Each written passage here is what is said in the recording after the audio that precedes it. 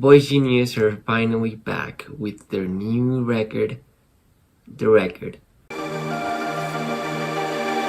This album just came out a few days ago, and I've been listening to it non-stop ever since. I feel like Phoebe, Julien, and Lucy have to be some of the best singer-songwriters of this moment in time, and I have loved every single one of their albums. They just managed to always reach my very high expectations.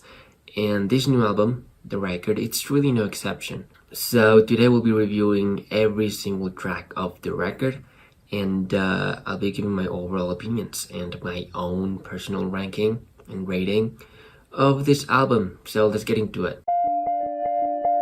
We start with the first song of this album, called Without You, Without Them, and it's a really short opener, about a minute long really, where we are able to listen to the three of them sort of harmonizing together in almost like an a cappella style.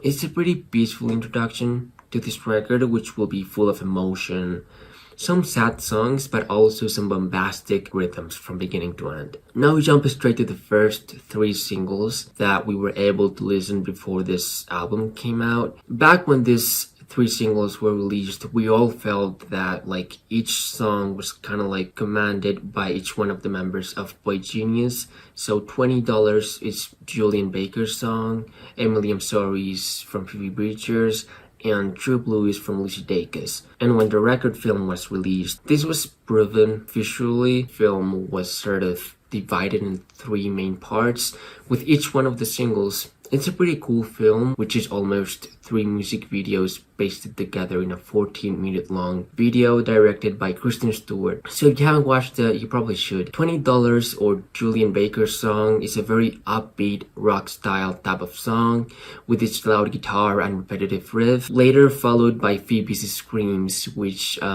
we've gotten used to and never got tired of really.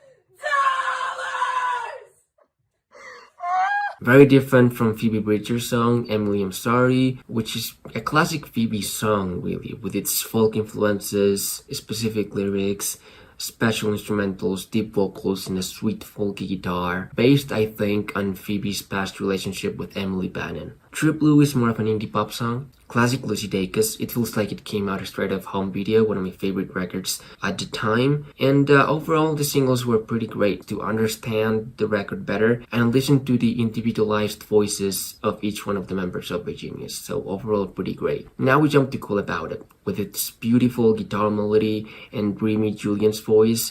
One of the most heartbreaking lyrics of this whole album. I mean, the I can walk you home and practice method acting verse broke all of us, and I still haven't recovered really. It's still one of my favorite tracks of the album, but it's pretty hard to pick just one of them. Now we jump straight to Not Strong Enough, which was the latest single that we were able to listen before this album got released, and it came out with a music video where we saw Phoebe, Julien, and Lucy sort of just having fun and hanging out. So in the surface, it's a pretty fun little like light indie pop song about friendship and having fun, but it really strikes a deeply sad track about not knowing who you are and realizing how being a woman comes with lots of complications, like not being strong enough. It especially comes with the realization that being a girl comes with accepting or giving up that you will never be perceived as a god, but just as an angel, because of the nature of this deeply sexist and misogynistic universe. But it still becomes an extremely upbeat and bombastic buff, I guess. Revolution Zero goes back to the sweet and mellow vocals. Just like on Cool About It, it's almost like a song from Punisher, talking about like how they don't want to die, but they are afraid of getting sick, while also being tired all the time and romanticizing the idea of wanting to disappear, but not exactly forever. The lyrics and vocals just clash with songs like Punisher or Moonsong.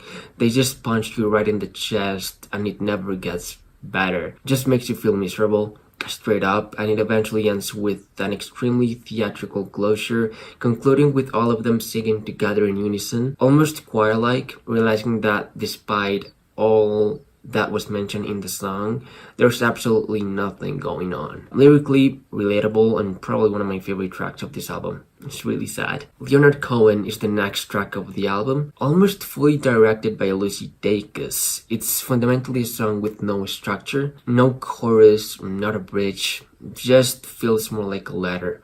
That's why it's barely a minute long. It's basically a poem about friendship and vulnerability and trust, where Leonard Cohen's quote bounces around the song with a positive outlook about sharing secrets with other person. There's a crack in everything. That's how the light gets in. It's a very sincere and tiny little song that you can't wait but to sing along and just melt in sweetness.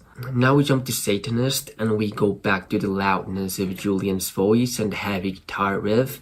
Fundamentally, this whole album is divided in three main genres: folk, rock, and pop, where Phoebe, Julien, and Lucy command each genre specifically. And every now and then they clash together in between each other and build an album where lyrics, vocals, and instrumentals sort of combine in perfect balance. You can physically feel the chemistry between them, and that's why despite having all these different ideas and genres, this whole album still feels pretty cohesive and ideal. We have 3 songs left in this album, and we've got a song called We're in Love, a slow ballad about the frailty of being in love, while Lucy Dacus' sweet and mellow voice fits perfectly with this instrumental softness of the song, while she sings about loving someone too much that she doesn't want the relationship to depend on geography, history, or memory, not even destiny, saying the words, "If you rewrite your life, may I still play a part." It's a very sweet song, but it can't help itself but to also feel extremely tragic as well. The second to last song is Anti-Curse,